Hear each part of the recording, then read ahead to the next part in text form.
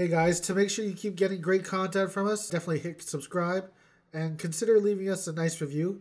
It helps us know how we can improve the show and helps us to find a larger audience.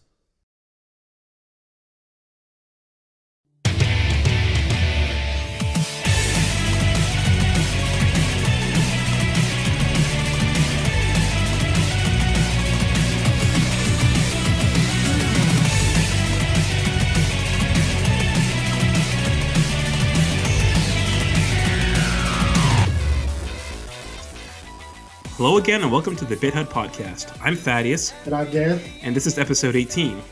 On today's episode, we're going to talk a bit about River City Girls.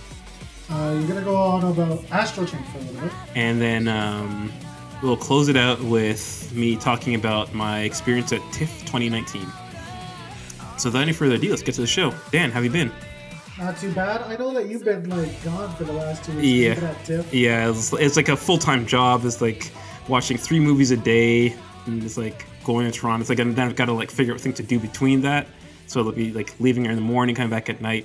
It's pretty taxing. It's pretty exhausted for a day or two afterwards. But yeah, I mean, last time I saw you, you had hair. Yeah, well, that's because I had 2 crazy work weeks where I actually had no time to shave. You looked like Denzel Washington in what was that basketball movie he was in? He got game or something? I think so. I think he only had one. He had that pseudo fro. Yeah, it wasn't that bad, but yeah, it was Or him and John Q. I mean, mind you, it was probably still less than a centimeter of hair, but it's more for me. Oh, it's just because ever since I've known you, you've never had hair. I've kept it low. When I had it, it would be a millimeter of hair, just be enough to see the shade of it over my head. That's about it. The shadow. Yeah, that's about it. The memory of hair. There'd be a hit, but then ever since I was about 18. I guess I've been shaving because the barber, I said cut it low and he cut it all off. I was like, you know what, I can do this on my own. I don't know what it's like for your barber, but black barbers take 3 hours to do anything. It's just 3 hours of chit chat and it's talking about all kinds of nonsense. In high school, I had 3 gay Filipino barbers.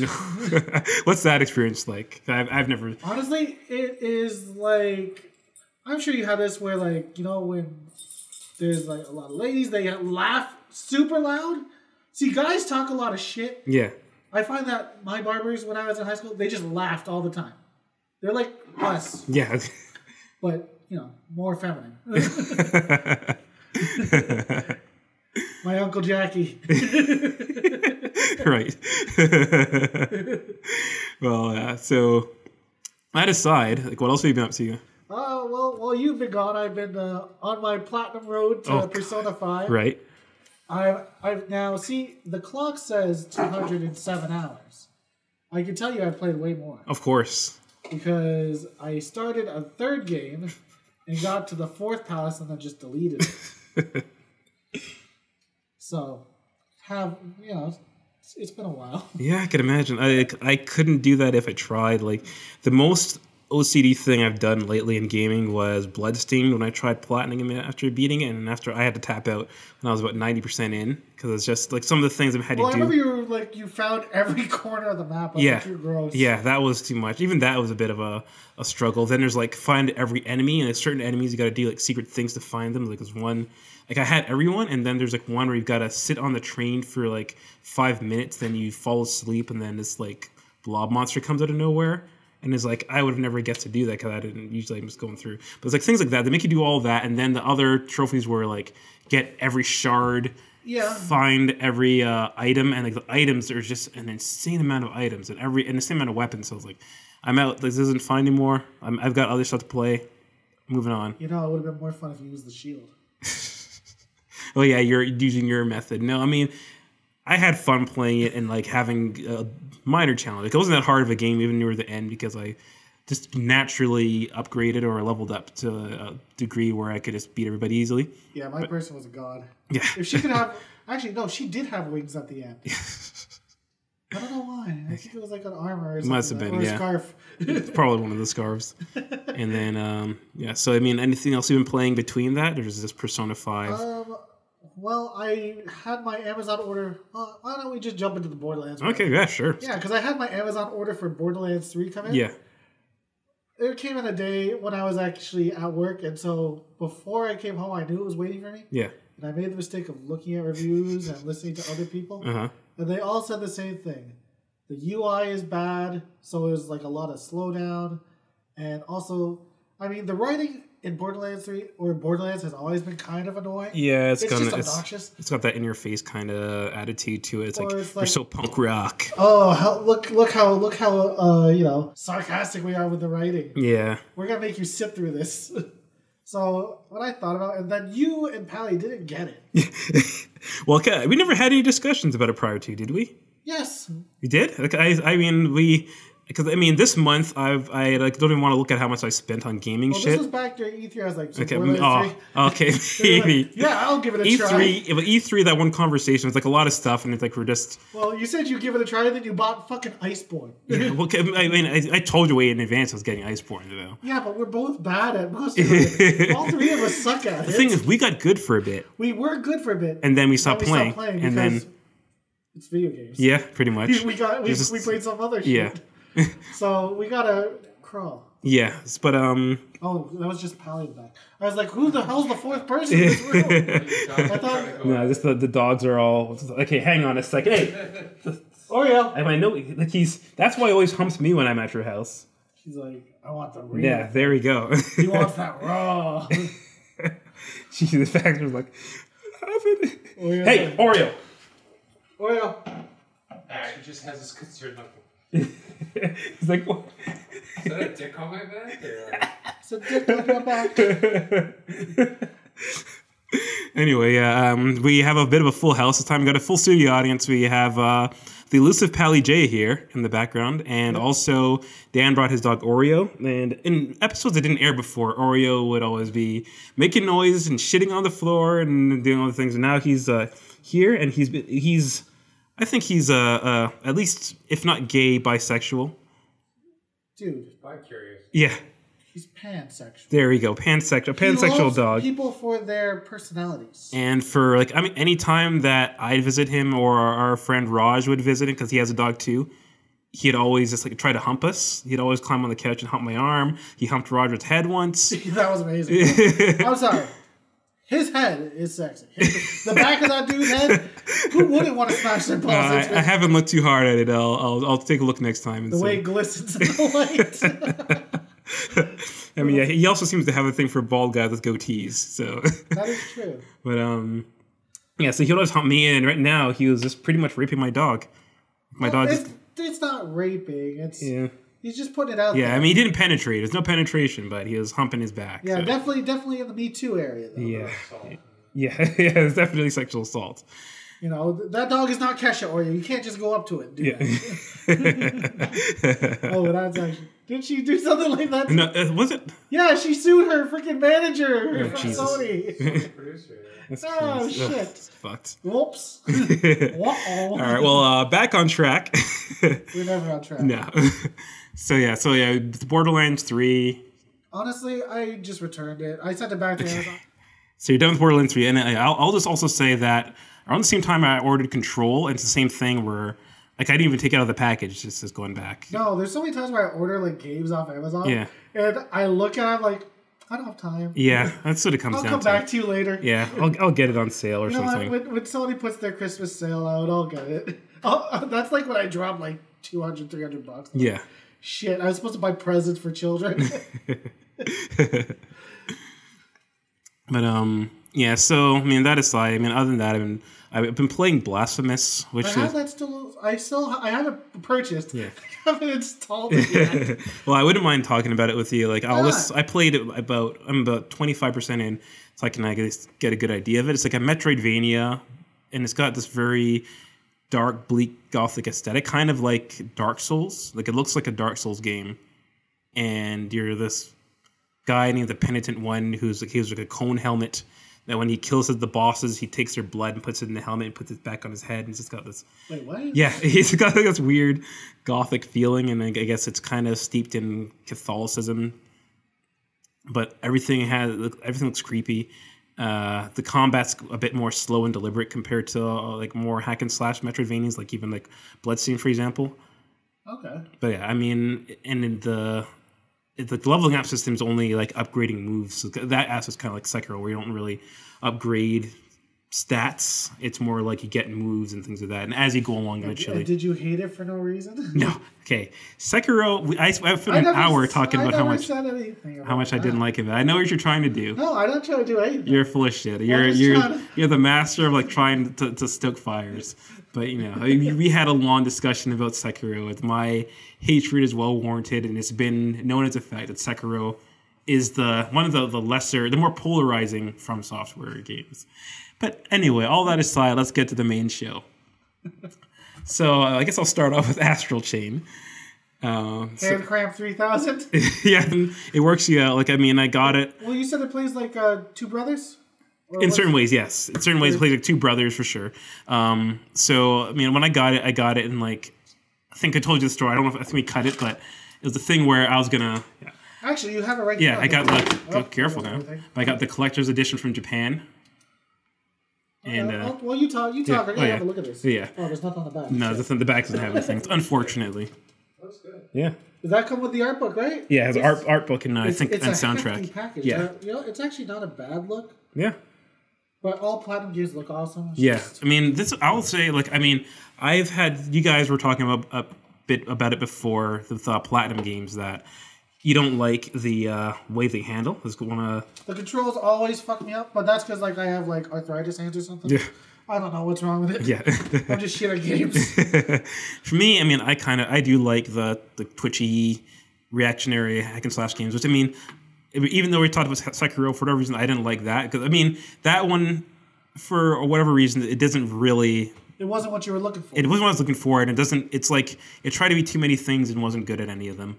It was trying to be a happy medium between a Souls game and like a Devil May Cry style game, and it didn't really work. I was going to say it was more like what's that? Tenchu game. Yeah, okay, that too. There's that too, but even that with the stealth and the grappling were just really shitty, and you had very limited amount of places you could grapple. Yeah, fuck that game. But Astral Chain, so it's the latest game by Platinum, and it's Nintendo exclusive. And it's basic premise. It's set in like a cyberpunk kind of future where you play as a pair of twins who are cops. You can pick either the male or female. You can customize the character a bit. Whichever character you customize, they're solid protagonist, and your twin will be like their voice, pretty much. Kind of like a Mass Effect Andromeda? Well, kind of. It's almost the same thing, yeah. But at least in Mass Effect Andromeda, your character could talk. But the same kind of thing where it's like your twins, and the other one's just kind of like in the background. And so it's got a few kind of like genre mashups in it as well. So it's. What do you mean genre mashup? Okay, so the main aspect. Wait, you said that there was like an investigation. Exactly. So the main aspect is obviously the hack and slash. That's what people play their Platinum games for. But this one handles a little differently, because in this one now, as we were kind of alluding to, it plays like brothers. You have to use like the left Joy-Con or the left Joy-Con or analog stick to control the Legion, and the right to control your character. And you can move them around, but for the Legion, you have to press a trigger to move them around. So you can control your character in the Legion, and you can actually even play co-op where you like take two Joy-Cons and one person plays the Legion end. I haven't done it yet. Wait, is it the same? Like you break the Joy-Con in half? Yeah. So so it's not even like two separate controllers? I think you could. I don't know. That would be way more interesting. Yeah, it might be the option. I just know it's there. I haven't toyed with it yet. It looks cool, but yeah. Damn. I don't know. Like it's not too. I've seen games like even Bayonetta can be a little too much for me. But this one, it's a bit more slow paced. I'll say like your character feels like a tank. When they move around, they're kind of like slow and lumbering. And the busy work comes from the Legion, who's like your like mech demon character, whatever they are. It's your persona. Yeah, you pretty much is exactly like that. You got to use your astral chain to bond with them, and you have to tame them. You've got to fight them first, and you can detain them, and you can control them. So it's your Pokemon. Yeah, it's a very Japanese. Persona 2. A lot of Japanese games seem to have that kind of aspect to it. Yeah. And you use your chain to control them. You just move them around to places, but they do the kind of work. You can like set certain commands, and you can do certain things. You can wrap them around the chain and then lock them down, or you can like connect 3 people with the chain, and then you like press a button on your side, and you like jump and go fly through 3 guys, things like that. So you get like a lot of cool moves, and you have different legions that you get. I have most of them. There's one that I don't have yet, but I like the variety of moves you can do. So there's that whole aspect to it. But aside from that, then there's a lot of stuff that kind of breaks the pace. Like there's an investigative part. Like in each stage, you have the you walk to like it's a city. Then there's like the crime scene. You go walk around, you talk to people and investigate and all that. Now, I was told that, well, when I was watching a Let's Play, it looked a lot like the Phoenix Wright investigation. Exactly, yeah. It's super slow paced compared to the rest of it. Yeah, it breaks you up. I mean, and it's kind of a thing which works for me is that I can do those parts in the train and then play the main thing. Because when I was doing the train, when I first got it, I had to take a 6-hour train to our nation's capital for work reasons. Pyongyang. Yeah, sure. And so I had that on with me. And it was just like I started playing it, but then after a while, it was just like too much for my hands. It was like to play at least on the it worked well with the Pro controller, but playing it on mobile, it's just I don't know. It doesn't really work well for it. Yeah, but the Switch, you guys say it's okay. I don't know what it is with me. Like I don't know. Like the Switch and mobile fucks my hands up. It isn't too bad. Like It's uncomfortable. No, because like Long periods of time. long periods of time, and well, I mean it depends on the game. Because like Wonder Boy was not bad. okay. Smash Brothers fucked my hands. I think it's good for games that are more laid back. Is what I've noticed. Because I mean, even this, like I feel like the games that I play more, like the RPGs, like Octopath Traveler and Fire Emblem, those are perfect because it's just like RPGs, exactly, but they're laid back for it. But I feel like those are more, at least more up to speed for playing for long bouts of time on the road. But yeah, so I mean, anyway, yeah, the investigative parts are like that you go around, like the little side quests you can do too, like you chase a guy down the street and you wrap him around with the Legion to like, arrest him and things like that. You walk around, you get like as you talk to people, you get more like clues, and at the end of it, you have to talk to like your partner. And then they'll say, "So what happened?" And it's like Phoenix Wright, where you have to answer together the murder. Exactly. So things like that. So that then after that you do the thing and you do the main mission. And usually I like it overall. I do find the pacing I kind of wish it had a more consistent flow. Like sometimes it does break you up and it's like I kind of feel like I'm like not losing interest, but it's like I just want to get back to the Do you feel like you wish there was a fight in between finding all the clues? Yeah, I mean sometimes there are. Okay. Sometimes there are. Sometimes I figured I was like, because when I watched it was like an hour of like investigating. Yeah, sometimes, and then earlier on, but some parts are like there's one part where I was talking to some guy, then he was like a fan of this person you're looking for, and he's like, no, and like you're a liar. Then he broke into a fight all of a sudden, things like that. So you get things like that, but I will say I wish there's a bit more variety in the locations. So far, all I see are the city, and then the meta dimension that you go into. The metaverse. Yeah, pretty much. Like you do that back and forth, and then there's your police station, and that's all I've seen so far. I haven't really seen that much diversity in the locations. But I mean, I'm enjoying the game.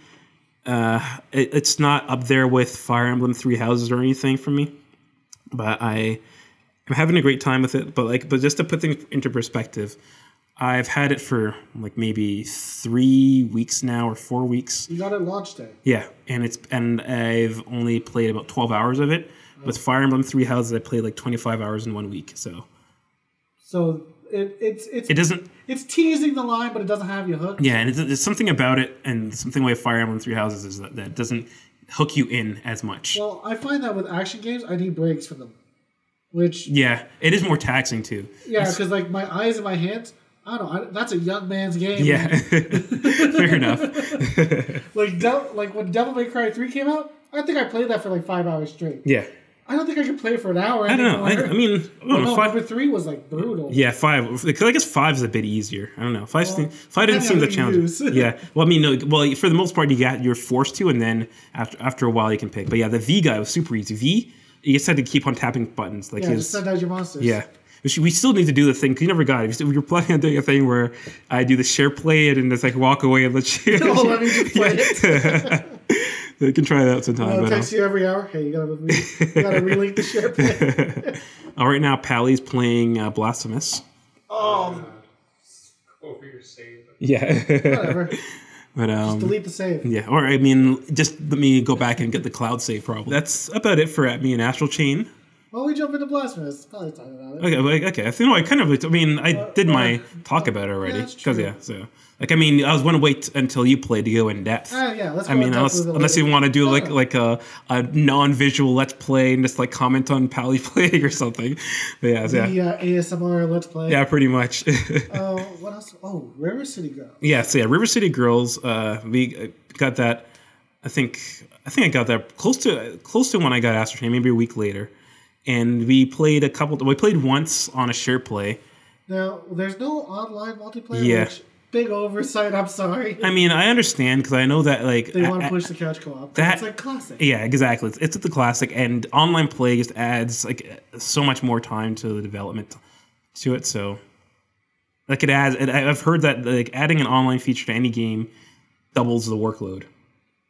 Like, even if it's the simplest thing, like having a leaderboard, even that can... Yeah, I can see that, but for a game where there's two protagonists, it's something that should have been baked into the cake. Yeah, no, I wouldn't... Obviously, no, I know, I'm with you. Like, I would have preferred it. I can see where they're coming from, but obviously, it would have been way better for me if it was online. And I feel like maybe down the road they'll add it, because I think Scott Pilgrim was like that.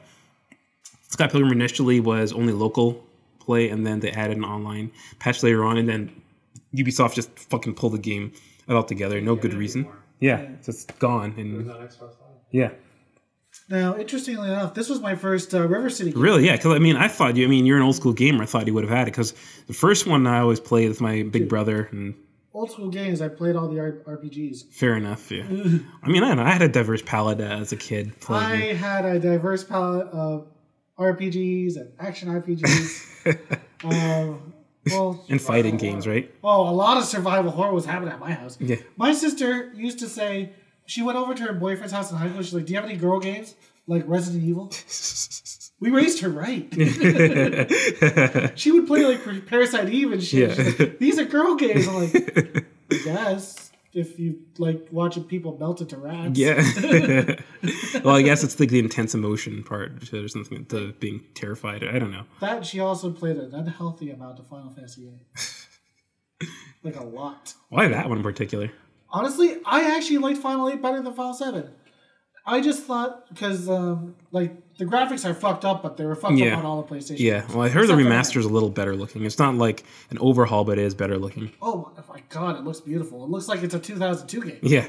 Like, it looks playable. Yeah. But no, I actually didn't mind the story because the world actually sounds interesting. Mm-hmm. Where, like, there's schools that raise mercenaries. Yeah. And then they pay them. That's like, all right, that's kind of cool. Yeah. The monsters, The story, like every Final Fantasy story, past 6, it's kind of stupid. Yeah. It's kind of stupid. Oh, yeah. JRPGs in general gets so convoluted. Like, I think ones that have more low-key stories are the better ones. Like Octopath Traveler.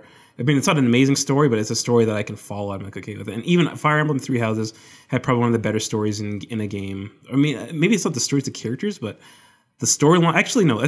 I'll give it the story, especially because the story is a thing where apparently you have to beat it all 4 times to get the whole thing, because it's all about perspective. Octopath?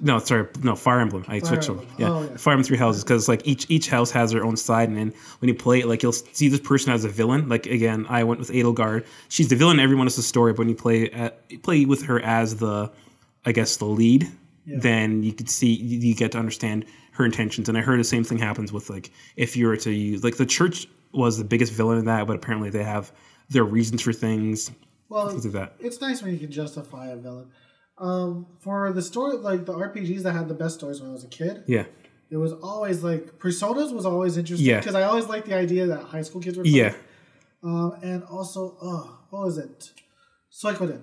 Okay, yeah. Suikoden, because it was all about like military wars and taking over kingdoms. Yeah, it's when they get too high concept. Like there's one Xenoblade 2, which is just like you're living on. Okay, the Xeno universe is fucked. Yeah, because Xeno Saga was supposed to be 5 games. Yeah, and then the last game 2 and 3 they squeezed 4 games into 2 games. Oh no, it was supposed to be 8 games, wasn't it? I don't even know. It was supposed to be long. It was supposed to be like a series. They got 3 in there, so they crushed them all together. Yeah, they just get to, it's like they get to the point where like after 3 hours, I already don't know what the fuck is going on in this. Like the Xeno Gears, the first one, got chopped in half. That's why disc 2 was what, 2 hours? Yeah. Oh, that series was never treated right. No. But yeah, so back to River City Girls. So you're saying you never played. Your retro gaming experience was limited to RPGs and didn't play many. I had my share of action RPGs and stuff like that, but mostly it was like Bomberman and stuff like that. Yeah. Or like Mario Kart. Like not too many, but mostly we focused on RPGs. It's like in the palette. One of the left trigger buttons are to heal. What? I can tell you that shit? Yeah. Dude, get good.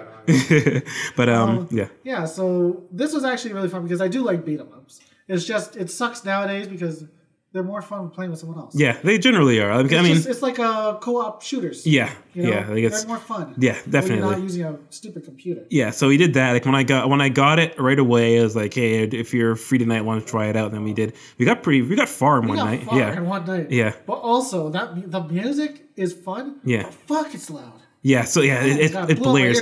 It's loud, but it's like the way, because we were playing with like the headset, so it's like right in your ear, like, and it's like, what's that? It's like we're at a nightclub or something. Yeah. Hey Dan, what did you say? So I had to like. And I was like, what? What's gray? Yeah, so I had to like crank it way down just so we could hear each other. We were on like the lowest setting, and it was still pretty good. Yeah.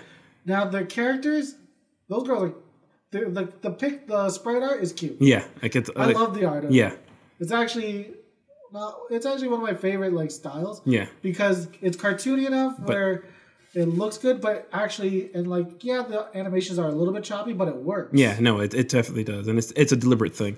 And I like the design, I like the characters. So I mean, the basic idea is that River City Ransom was an old Japanese beat 'em up game based on the Kunio-kun series. And this one you're playing as the main character's girlfriends, because the main characters this time around have been kidnapped instead of the girls being kidnapped. What? So it's all about that. They're just going around the city, beating up the guys. And same thing, like Scott Pilgrim and all those games. But River City is the one that originated, where you beat up the guys, you get money. You can buy food and food upgrades to you. Yeah, it has you can buy. RPG elements. Yeah. Although, be careful on what you buy, because just because it's more expensive doesn't mean it's better. No. I think we had like so much money that we went to the sushi shop in there, and we lost all of our money, and it healed us half as much as the stuff at a convenience store. Yeah, and I don't know if it gives any good stat upgrades either. But I like the idea that like it's sort of like an open world, because it's stages, but they're sort of interlinked with roads. Exactly. So they'll give you like fetch quests. Yeah. But you have to go past all the old stages, all the old set pieces. Yeah. And fight through those. Exactly. I mean, you can take the bus to fast travel, but yeah, there is a fast travel option. Although there's some weird, there's some Japanese-y weirdness going on. Yeah. Like the perverts. Yeah. And like these two girls in high school uniforms. They talk to this one chick who clearly has some hormone therapy going on. The first boss. She's jacked like the Hulk, man. Well, they imported her from Russia. Yeah.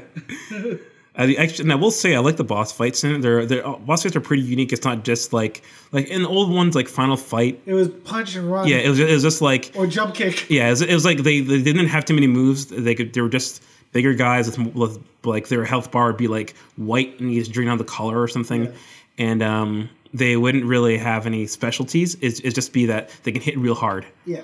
But this one, the bosses have certain strategies to them. They're all pretty diverse. And they have a different, when you get them down to certain health, their movesets change. Yeah. Like they're and blocked with 3 generally. Yeah. But yeah, they're different kind of bosses. Like you didn't see it, but like I've been playing on my own as well.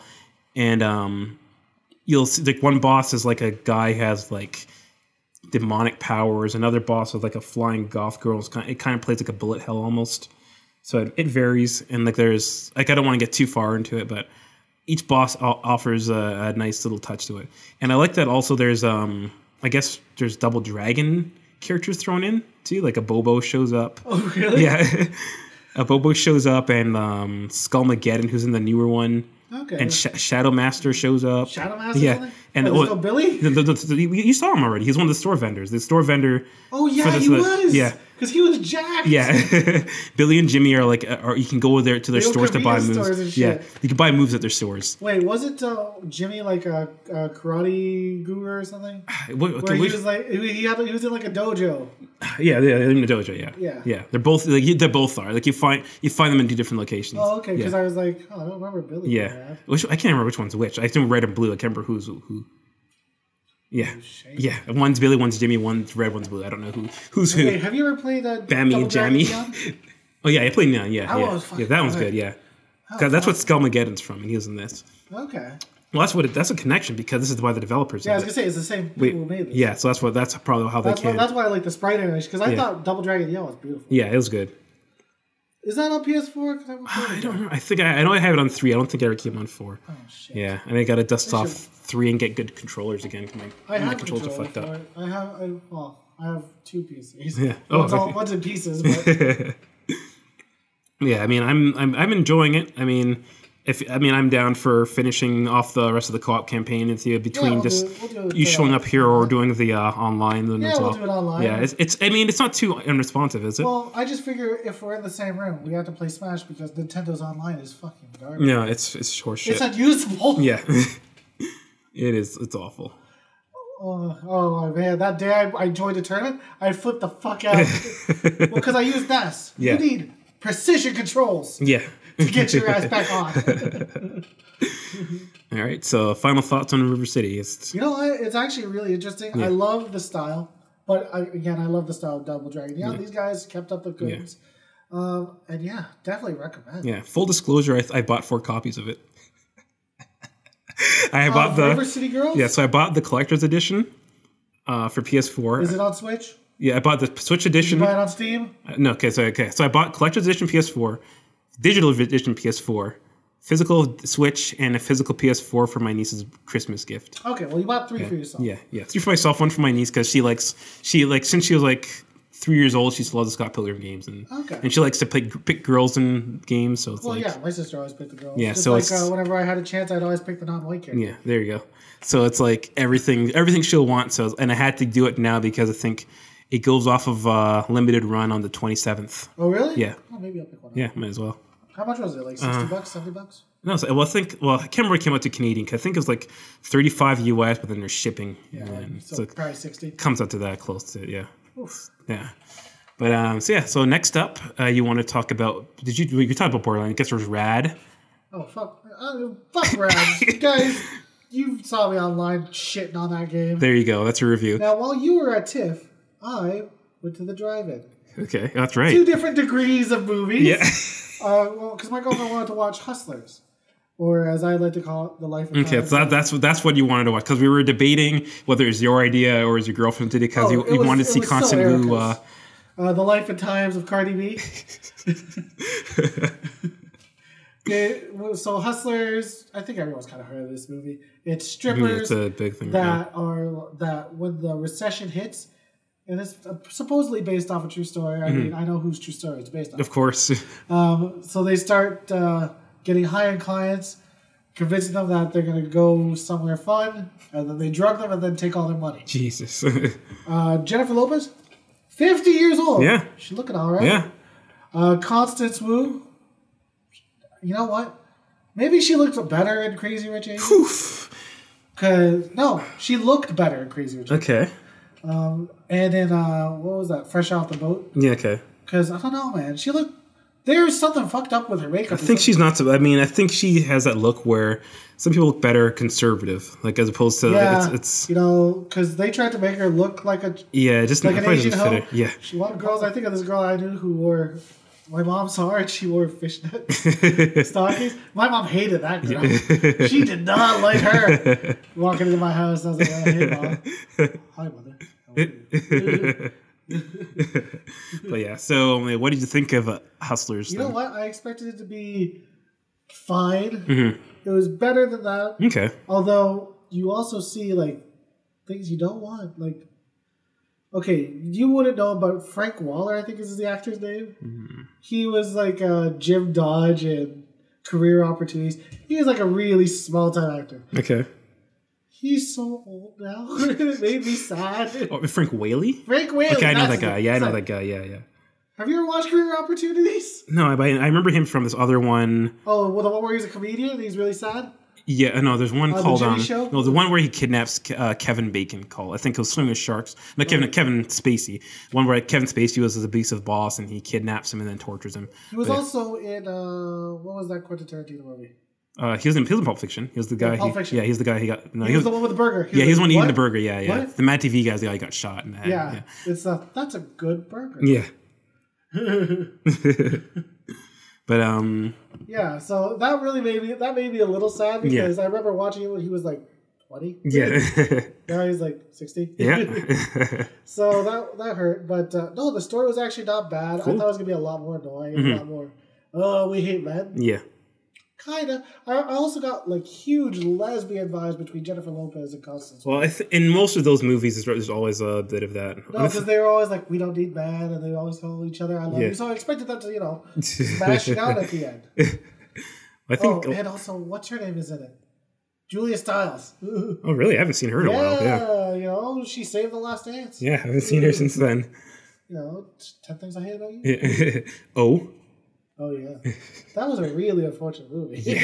Yeah. I expected it to be a lot better. It's supposed to be, and it wasn't. But I expected the movie to actually translate better. Yeah, it didn't quite, yeah. Not really. It's, like, I know they were going for the, what was that, Romeo and Juliet, modern make. Yeah. Modern take on it. It was an interesting concept, but yeah, they could have done better with it. Also, he was a basketball player. Yeah. Couldn't you have done something different? Yeah. Well, they did another one, with that guy who played Saeed in Oz, where he was like a cop, which is a bit better. Well, that sounds better. That makes more sense. Yeah. Than a basketball player. Yeah. The other feature I watched was Good Boys. Okay, so right away, better or worse than Booksmart? Because those came out. Okay, no. See, Booksmart is hot garbage. You could just show me like a picture of an old man with sores on his body, and like, you know what? There's something to this over Booksmart. Okay. I'm sorry, I fucking hate that. That movie got me shadow banned on fucking Instagram.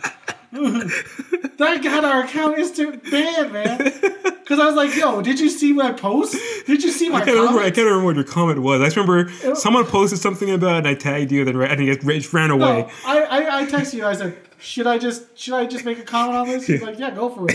The comment was like something similar to like, this movie sucks harder than Cuba Gooding Jr.'s son in the locker room.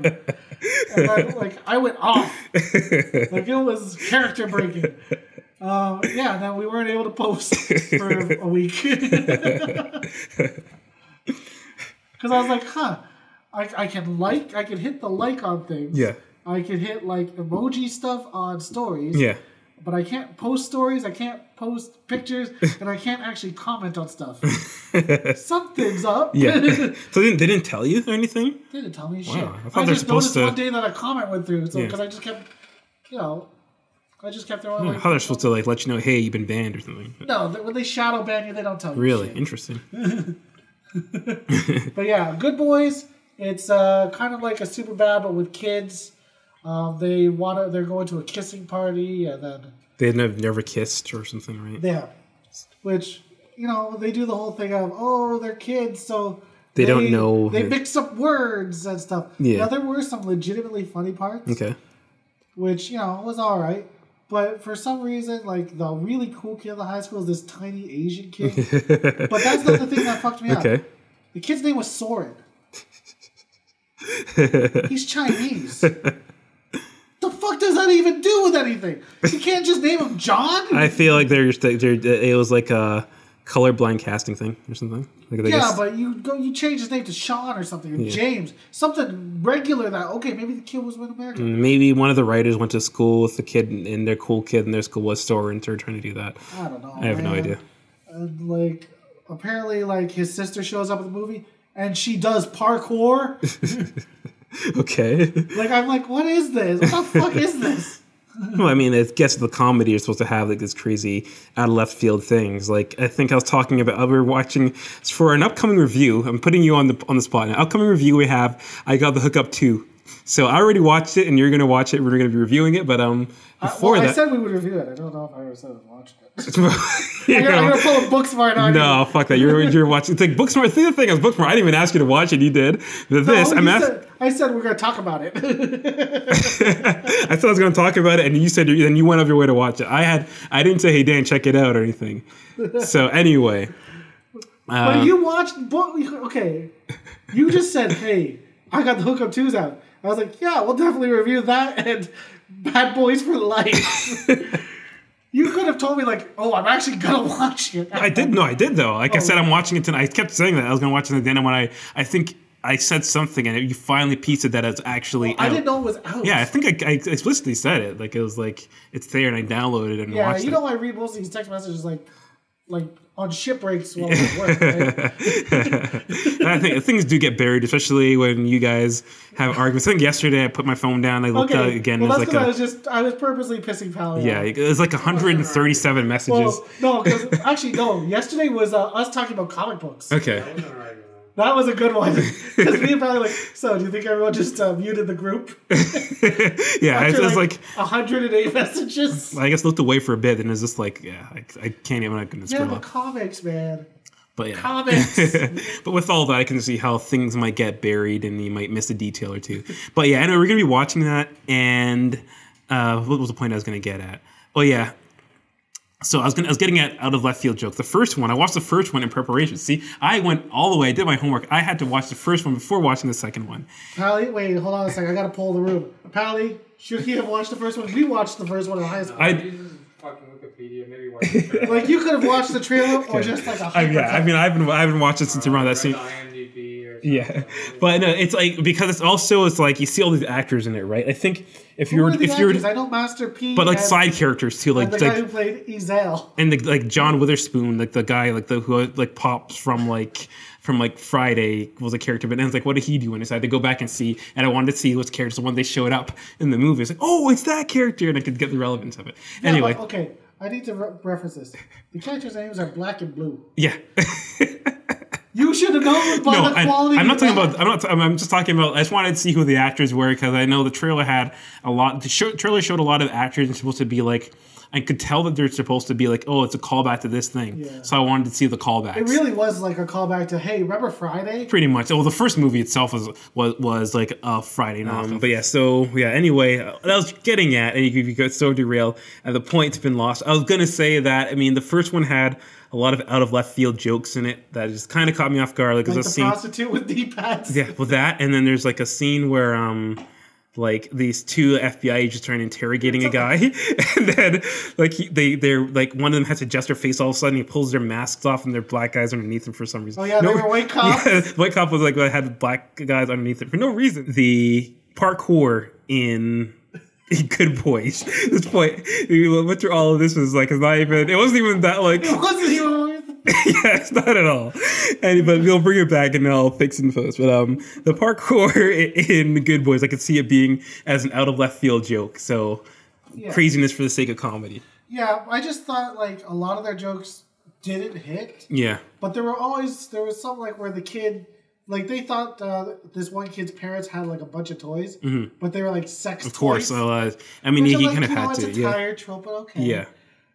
There's one where they're running across the highway, which was funny. Yeah. I mean, I feel like all the jokes you're talking about are in the trailer. Oh, yeah. They all are.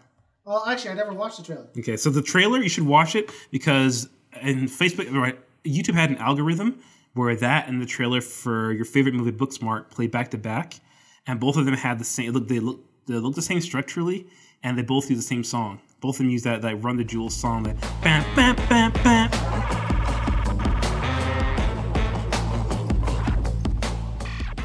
You make the noises. I don't know what time it's like. I can't remember what it's called. It's like shut your mouth. It's like a song where it's like. Did you see the trailer for Suburbicon?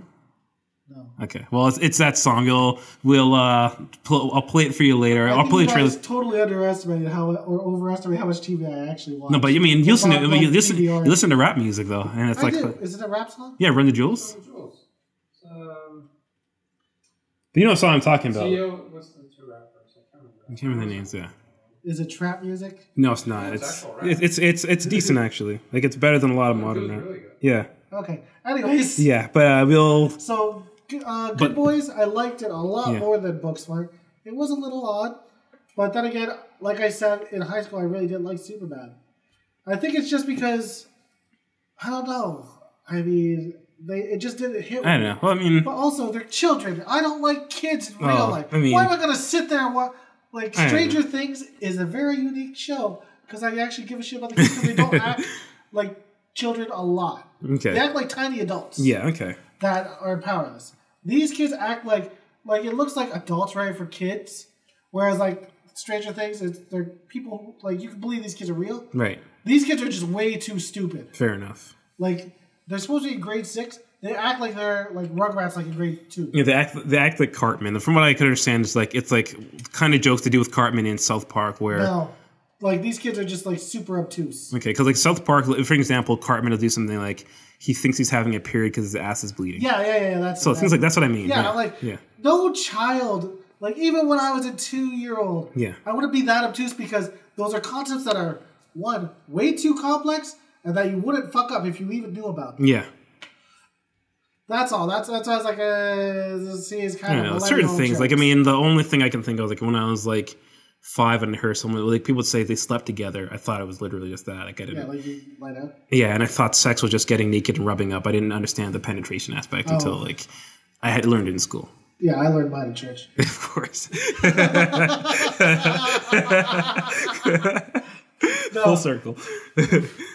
All right. So but that's all. So how was TIFF, by the way? So TIFF 2019. I saw a total of 15 movies. I won't get into all of them. Holy shit! It's sick. Yeah. It's a lot of movies in a little time, and it's definitely intense. Like, I mean, I have one friend who saw 25 movies, and like 1 year I did 17, and like that was too much for me. Was that last year? No, that was like 2 years ago, I think. And I was like, I'm not doing this again. Actually, I think last year you said you weren't going to as many as usual because you missed a lot of the ticket sales. No, it wasn't that. No, because every year, at least since we've been dating, my girlfriend buys me the package for my birthday. Oh, okay. So I at least get 10 tickets, but like. That's a lot better than a Loot Crate subscription. Yeah.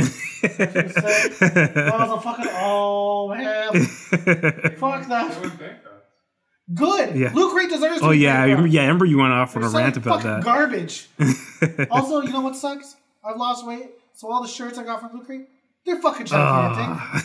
Those are walk around the house shirts. Yeah, exactly. Dude, they look like dashikis on me. You could look like a 90s rapper. I'll kind of go into detail about the ones I really liked and then kind of skim through the ones that were just okay and then go into detail about the ones that I didn't like at all.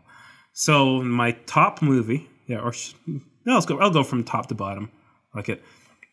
So the best movie of the festival for me was Uncut Gems. It's the latest movie by the Safdie brothers who did Good Time, and it stars Dan's favorite actor, Adam Sandler. He's the white Marlon Wayans. Yeah. But I think he's made better choices career-wise than Marlon Wayans. Oh, fuck, he's rich. He's rich as fuck. And Marlon Wayans, in terms of like doing a serious movie, has only done Requiem for a Dream, and then ever since then, it's been bullshit. So Uncut Gems is more, it's like Adam Sandler, he was picked well for the role. He's still kind of a funny character in it. He's a jeweler, and he like has like a... Yeah, they play the Jewish. No, you don't have to tell the Western. Yes, he's Jewish character, and they play up the Judaism in it a lot, or being. Adam Sandler always plays up the Jewish. Yeah, but it's like a whole thing like that, and so he does that, but he's got this whole he's got this compulsive personality. Like he's always right off the bat, it shows that he's in debt with like a bunch of like a gambling people who like someone loaned him money, and he's always gambling the money he gets. So he wasn't calling a chat. No. No, not this time around. This time it's all gambling. So he does that, but he gets a big he gets an import of like uncut gems from Ethiopia, and Kevin Garnett shows up, and he's like obsessed with it. Kevin Garnett, the basketball player. Oh, okay. So yeah, he shows up. Who the fuck is Kevin Garnett? He shows up and he's obsessed with it. He wants to get it, but then Adam Sandler needs to get it back. But like every time he tries getting it back, like the people who work for his like entourage keeps getting in the way. And, so it's a whole bunch of like it's a very kinetic movie. Adam Sandler trying to get it back. He has people on his tail trying to like get the money back from him. But then he'll do things where he'll earn money, but he'll make poor decisions and he'll just gamble the money and he'll get himself into more shit. So it's like the whole movie is an anxiety attack because it's like watching this guy fuck up so much. And it's like, okay, you're good now. No, don't do this. And it gets getting worse and worse, and making more and more bad decisions. Yeah, so this sounds like the story of my brother. Yeah, right? I think it does sound. It gives me PTSD, man. Yeah, I think you'd honestly enjoy this movie because of that. Like, it's I don't know if I'd enjoy it, man. We got grade 2, all your Christmas presents are gone. Fuck that. It is honestly like that because even like a thing where it's like early on in the movie when Kevin Garnett he borrows the stone because it's like he sees it as a good luck charm for his games. He gives him his like game ring from like a championship ring, But then, so it's actually supposed to be Kevin Garnett. Yeah, he actually is. I mean, he showed up at TIFF. He wasn't at my screen, but at the screen before. But so yeah, he gives him his ring, and then he like, but right away he pawns Kevin Garnett's ring, and he uses it to gamble some more, and just he's on doing things like that and getting himself into more terrible situations. Like I don't want to spoil it because the things that happen catch you so much by surprise. Yeah. But I'll just say that have you seen Good Time? Guess not. No. Look at my face. Yeah. Anyway, Good Time's a movie with Robert Pattinson where. Oh wait, the one. Oh yeah. Yeah. So it's by those guys. The guys who directed that. That was a funny movie. Yeah. It's like that. Unintentionally funny. Same here. No, I found it hilarious too. This one is just as funny, and it's even more intense. It's like there's a scene near the end where it's like there's an auction going on, and I was like twisting in my seat. I was like grabbing onto it. It's like, holy shit. Like I was like usually when I watch a movie, like I hate people who like talk through movies, but I was like, oh fuck. Like I was like getting really worked up watching that scene. So I'd say check it out. I mean, the less said about it, the better. Yeah. Well, whenever it comes, I think it's coming to theaters like around Christmas. So if you get a chance, go see it. Okay. The next up on my list is The 20th Century, which is a Canadian movie actually. It's by an upcoming director named Matthew Rankin. That one is a fictional biography of the Prime Minister Mackenzie King, and it's like everything in it's like it's not historically accurate at all. It's got this like very surreal, like kind of like David Lynch style going to it. Actually, it's very similar to Guy Madden. I know you don't know who Guy Madden is, but he does a lot of movies that are kind of designed. Well, I know who David Lynch is. Yeah, so it's kind of like David Lynch, but also Guy Madden. Guy Madden would make his movies look like they're from like the 1920s, and they also have like a very German expressionist kind of look to them. Okay. So it's a lot of that. There's like a lot of this weird surreal imagery going on. And like the things that they have to, it's about his journey to become prime minister. And like the things they do is just crazy. Like you have to like ice skate through an ice maze that has narwhals in it that can impale you through it. You have whack-a-mole, but you're clubbing baby seals that are coming through, and it's like crazy shit like that. Like okay, that sounds fun. Yeah, it's a fucked up movie, and it goes in all these crazy directions. But it was just highly entertaining and it's really strange to go through. Next up is Parasite, which, I mean, I'll count as a TIFF movie. I'll say I watched it right before the festival, but it played at TIFF, and I got to see the director and the cast there, so we'll say. So Parasite is a Korean movie by Bong Joon-ho, and it's about a family of grifters. They do all kinds of things to kind of just live off of other people. But then I guess the son lands a big gig where he gets to work at this rich family's household. Okay. He forges his university degree and all this stuff and pretends to be a tutor. Yeah. So he starts working for them, and then like they notice like different staff members are there, and then like they'll say like the driver, like they find a way to get rid of him. And then they bring the dad into the cover for the driver. They find a way to get rid of the cook and the maid, and they bring the mother in. And they eventually move their way into the household. They pretend they're not related, but they pretend to be these people, like the servants for the company, the rich family, and then they kind of do that. But then it's the first half is a kind of watching the con, and like watching it's a dark comedy through and through. But the first act is just watching that and watching the dynamics of it. But halfway through, something really fucked up happens. And then there's like this whole crazy twist, and then it's about them dealing with that whole aspect. So I'll say I like that too. It's a very intense and funny dark comedy. It's got again, as with almost any Bong Joon-ho style a movie, it's got great style to it, and that really clears it through. I will say the last act has like this kind of like JRPG thing going on with it. Like it just won't end, and it's like. It's almost over, but no, there's one thing else. Almost over, another thing happens. Almost over, another thing happens. It kind of goes on a little too long. Stays a little long. Yeah, and it goes a little too crazy in the end too. Like with the stuff that happens, something like it goes up a little too batshit crazy. But again, it's typical for a lot of Korean cinema. Yes. So I liked it a lot, and I mean I'd recommend that one to you too. I could say yeah. The next one is one I probably couldn't recommend, but I enjoyed it a lot. It was The Lighthouse. And it's by the director of The Witch. What's his name? Robert Eggers. and it stars Robert Pattinson and Willem Dafoe as like two lighthouse attendants. Yeah, you told me about this one. Yeah, so I mean, the whole movie, it's kind of a thing where, I mean, I understood it, but it feels like a movie you might need subtitles for, because like they speak in like, it's like kind Don't of. they have an accent? Like, Yeah, like pirates, like yar thee bee, like they speak in that kind of way. So like they're that, and it's like the whole it's they're the only two actors in the whole movie, and it's about them interacting. Like there's a whole dynamic. Willem Dafoe is the superior, and then he kind of like gives Robert Pattinson a lot of shit, and then after a while, Robert Pattinson's like, I can't take his shit, and he kind of fights back. But then eventually they become friends again. They fight, they become friends, they fight. But while it's all going on, there's like a supernatural aspect going on to it. So that's another movie that kind of has like a David Lynch thing going to it. So it gets more surreal, and throughout the whole movie, it's kind of funny. I don't know if you've seen The Witch, but the director seems to do a lot of stuff with animals. And animals being like creepy but also funny. Like The Witcher is a goat named Black Peter, who is like the star of the show. And this one, or Black Phillip actually. And this one, there's a seagull that always shows up. And it's like it's always fucking with Robert Pattinson until eventually one scene he goes nuts and he gets the seagull and he grabs it by the leg and he's whipping against the rock and all that.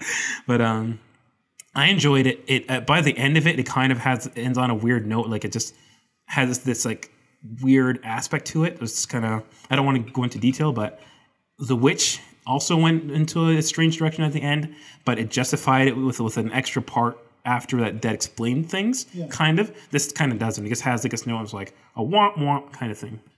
So yeah, this is I think I'll do the number 5 in detail. The rest I'll skim through. Jojo Rabbit. So number 5 is Marriage Story, which is it's in the title. It's Adam Driver and Scarlett Johansson. Yeah. It's coming to Netflix in a couple months, but it's Adam Driver and Scarlett Johansson as a couple getting divorced, and it's just a harrowing thing. It's like a thing where it's like, fuck, if I get married, I don't want to get divorced because it's just rough. It's like they just show like the financial burdens they have to go through, and it's like you're gonna alienate your both sides of the family and all these things like that. It's just like, and like the kind of things that can happen, like a small thing you say to the person can be used against you in court. So like there's a scene where like Scarlett Johansson said she had to finish the bottle of wine in the day, and then after that in court the lawyer made it look like she was an alcoholic. So things like that. So yeah, next up, Pain and Glory, Pedro Almodovar movie about a gay director getting old and dealing with pain issues. Good movie. Next one is Vast of Night, which is like it's set in the 50s, and it's about like these two.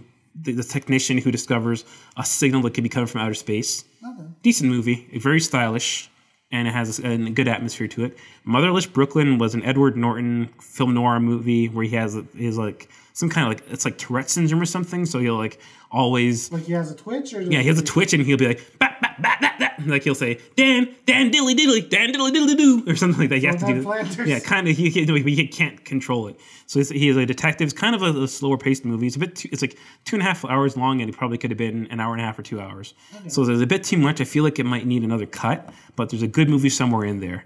Color Out of Space is an H.P. Lovecraft adaptation with Nicolas Cage. So the whole movie is just pretty much the main. You go there to watch Nicolas Cage go ape shit, and he does go ape shit. And there's like a lot of also weird Lovecraftian horror in there. Synchronic is by the guys who did Endless. It's like these two guys, Aaron Moorhead and Justin Benson.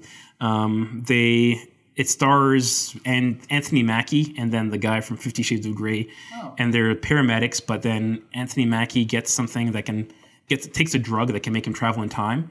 But he realizes that traveling back in time as a black guy isn't probably the best. Almost every time he goes back in time, it's like the worst thing. Like he goes into like the racist of the South and all these things like that and things like that. So it's an okay movie. I feel like the time travel logic is a little sloppy, but I guess that happens a lot with time travel movies. But decent, not the best. It's the weakest of these guys' movies. Then there's Jojo Rabbit. So Jojo Rabbit, I'll say I'm a little disappointed in it. It was like it tried being a couple things and too many things at once, and it didn't quite jive. It tried being a comedy. I wouldn't say it's satirical because a lot of the jokes in it weren't that like edgy and didn't really. How is it not edgy? They have Hitler in it. Yeah, well, they do that, but it's not like they don't do anything too crazy. Like I've seen, there's a Disney cartoon called Der Fuhrer's Face with Donald Duck in Nazi Germany, and I find that edgier than this movie. Wow. So there's that. I mean, wait, did you ever see that cartoon where? Is it the propaganda one about the kid who grows up being a Nazi, is raised a Nazi? No, the one it's on YouTube. It's like where Hitler comes back. Oh, the movie, yeah. No, and then it's like a cartoony one, and he's like promoting love. I didn't see that. No. Oh my god! And he's like, I am wrong. Now I want to talk about love. And he promotes like all these people to kind of move into Israel, and then like all the Israel people are like, but all of our women don't want us anymore. And now you're killing the Jews. He's like, how am I killing the Jews? I'm spreading diversity. You hate love. I'll have to look this up. Oh my god! I haven't seen it. Sounds fucked up. It's fucking weird. It's like a 15-minute short story. Yeah. so it's like that. It's a little too cliched too. It's like the kid. So it's a kid who has Hitler as an imaginary friend, and because he's part of like the Hitler Youth, right? Yeah. He's a part of that, and so he goes up believing in it, but then there's other stuff going on. Like his mother has her own agendas, and he finds out, it's because in the trailer, that there's a Jewish girl living in their walls, and it's like, so it's more about the friendship, about like the Jewish girl being stowed away in his house, and that, because like to do that, and it's like right away she says, if you tell on me, I'll tell everybody that you helped me, and then you'll be in just as much trouble or something. So it's that, and it's about the budding friendship. So they have an Anne Frank in there. Yeah, pretty much. So I don't know. It's a sweet movie, I guess, but I was expecting something a bit more subversive, and it's not that subversive at all. I thought it was gonna be a dark comedy. I mean, not really. There's darkness and there's comedy, but I think a good dark comedy blends both elements. Like again, Uncut Gems is like you're laughing at the dark situations. This is kind of like you're just kind of laughing. It's like there's a joke. It's got Marvel humor where it's like it's like stuff is happening and then hey, joke here. It's kind of like more like that to me. And I don't know. I didn't think it was terrible. I was just a little disappointed and thought it could have been better. Especially because I like a lot of other Taika Waititi movies, like What We Do in the Shadows. Next is La Belle Époque, which is, I mean, that was one, I feel like, when you talk about TIFF, I feel like you think TIFF is for old people. And this is the movie that if you went there, you would have said, okay, well, I was right. Because when I was in the line, nothing but gray heads of hair. And I was like, why is that? Because my only just understanding of it when I read the description is that it was like a Charlie Kaufman movie. Charlie Kaufman does stuff like Eternal Sunshine, Spotless Mind, things like that. So this is about an old guy who goes to this like company that can help you relive your dreams. And it was like, so they build like a 1970s set, and he's obsessed with the 70s of when he met this woman who he fell in love with, and it's all about doing that. So I don't know. It was okay, but it was definitely geared towards people who are probably 30 years older than us. Okay. Then I watched what's it called? The Personal History of David Copperfield, which is by Armando Iannucci, who's known for shows like Veep, and he did Death of Stalin. This one, I was expecting it to be another like kind of like vulgar comedy. Like if I was just going to take the story and add like people saying "fuck you, you cunt-licking snot" or whatever, something like that, like Veep. Because Veep is a lot of his comedies are just of like people. The main jokes that you get out of it is like the really just acidic insults people have for each other. Yeah. And this is a sweet movie. It was just really sweet, and like there's nothing to it that had any kind of like subversive humor. It was just, I don't know. It was like a PBS, something you'd watch on PBS with your grandma or something. It wasn't that good. Then I watched First Love, which was a Takashi Miike movie, and it's like, I don't know.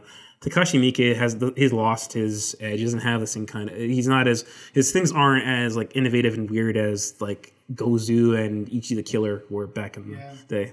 And it's just about a Yakuza, I don't know. And he's obsessed with Yakuza. Too many movies have Yakuza in it. This is about like a boxer who falls in love with a girl who's like being pimped out by the Yakuza, and at the end, there's like a bloodbath.